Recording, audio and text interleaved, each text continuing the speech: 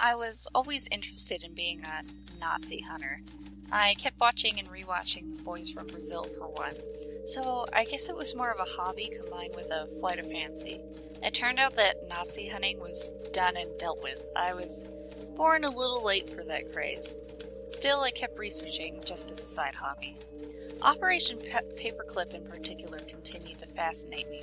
Many ex-Nazi scientists were recruited after the war by the US and given full pardons. This was no great secret, and many such scientists were well known, von Braun and Heisenberg being two prime examples. I eventually started to wonder, however, is it known that German scientists had been brought in? And what about the rest of the Axis? Surely they had some sort of scientific research that America would find valuable. Italy turned out to be a dead end. I suppose I shouldn't have been surprised. Japan, on the other hand, Japan was apparently seriously invested in biological warfare. Military facilities with innocuous names like War Horse Disease Prevention Shop and Epidemic Prevention and Water Purification Department were set up throughout occupied China in particular. The first facility was home to a rather infamous Unit 731 and later Unit 100, both of which were involved in terrible things: human experimentation, cultivation of plagues, and the use of bioweapons on civilians were all commonplace. They had plenty of involuntary test subjects. After all Chinese civilians within the occupied zone were deemed expendable. But I was interested in the aftermath, not the war, so I dug some more. Since the Cold War is well over, and more things were being declassified, mostly useless white noise, but a few interesting tidbits emerged. There were practically no records of Unit 731 or Unit 100 during World War II.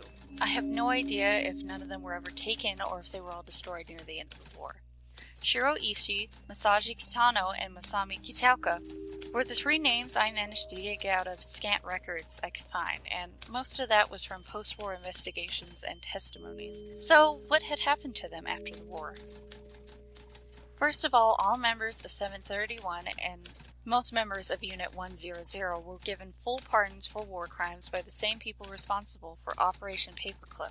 By far the easiest to track down of the three was the Lieutenant Masami Kitaoka. He was arrested in 1956 after it was discovered that he had been using his work at the National Institute of Health Sciences to infect patients with different diseases. His victims were mostly mental health patients whose testimonies would not be believed. When the authorities arrived to arrest him, on March 23, 1956, the official report simply listed "suspect dead, natural causes." The exact natural cause is unknown, as it is specific time of death, but this is far too convenient to be a coincidence. For one, his actions were organized and performed with care, to the extent that it would have taken the work of at least one seasoned researcher, especially considering that this was all done in a clandestine manner. If Ishii wasn't involved with this from the beginning, he was almost certainly responsible for silencing Kitaoka. Ishii and Kitano were much more difficult to track down than their subordinate, and each clue was only found after a good deal of research. I got a little, obsessed is too strong a word, but it was interesting. Kitano and Ishii were both pardoned for all war crimes in return for the research.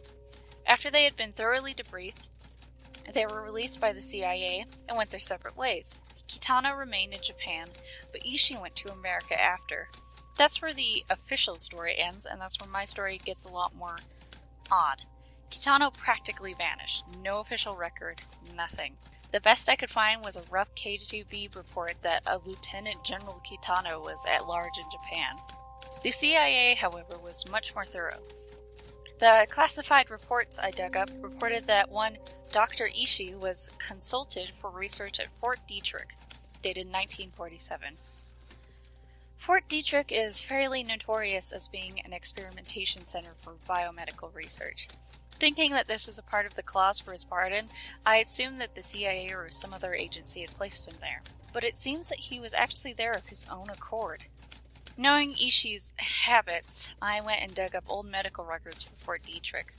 Most of it was irrelevant, but when I managed to extract the files for the psychiatric ward. Back then, doctors didn't realize PTSD existed, and as such wrote it off as a form of insanity.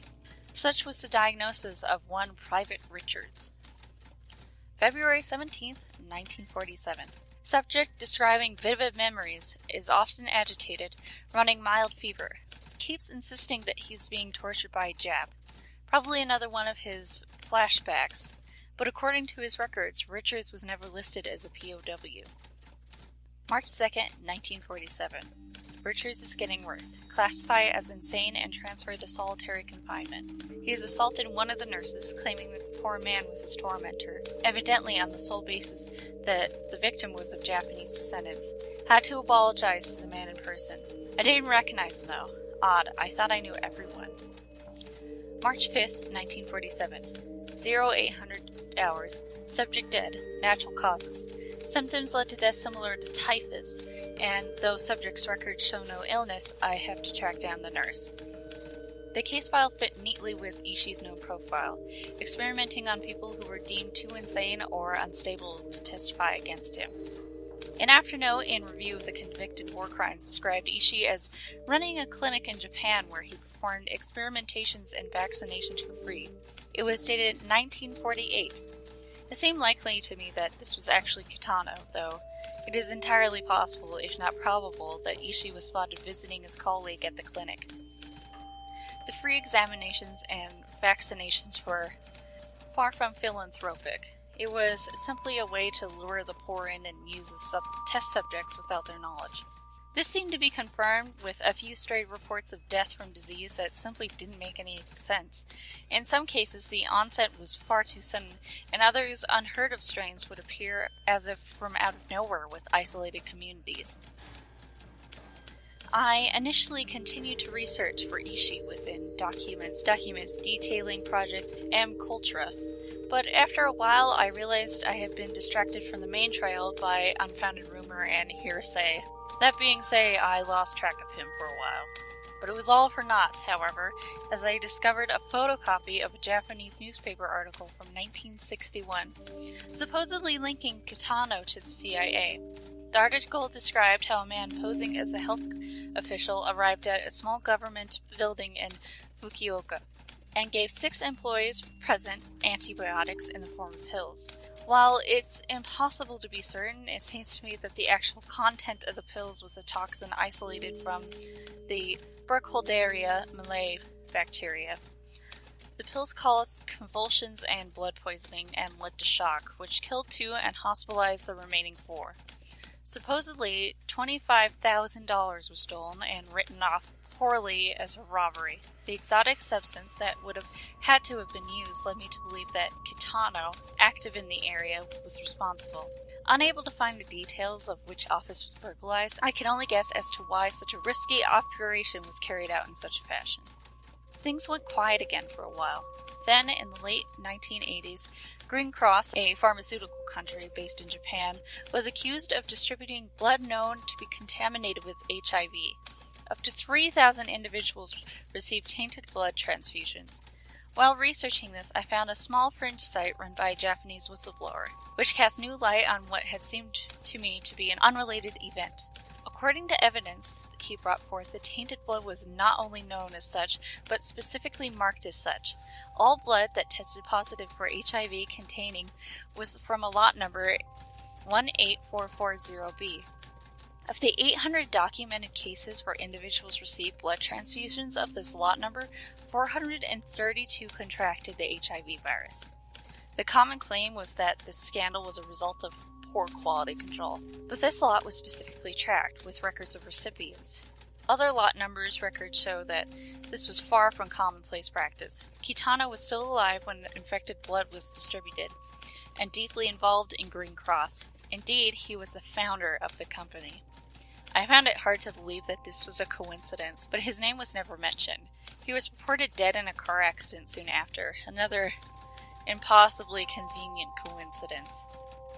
In 2008, Dr. Radovan Karadzic, a wanted war criminal for his participation in the Bosnian War, was finally arrested. He'd been hiding from the authorities using falsified identification, showing him to be a Dr. Dragan David Dobic, and ran a small clinic specializing in alternative medicine. A small-time reporter went to all known patients of Dobic, and a recurring theme emerged. Of the 12 patients interviewed, 11 reported that they were surprised at how wealthy Dobic seemed considering his employment. 7 reported being attended to by a foreign nurse. 4 had died of diseases. But who was this nurse? Shiro Ishii and Masaji Kitano were surely dead by now. They would have both been over 100 years old. Both Ishii and Kitano ran clinics. They must have had nurses, successors, but what was the motivation of the two men? Misplaced and warped patriotism for a long-dead empire? Money? Power? Or perhaps it was the only life they knew? I don't know. At this point, I don't ever want to know.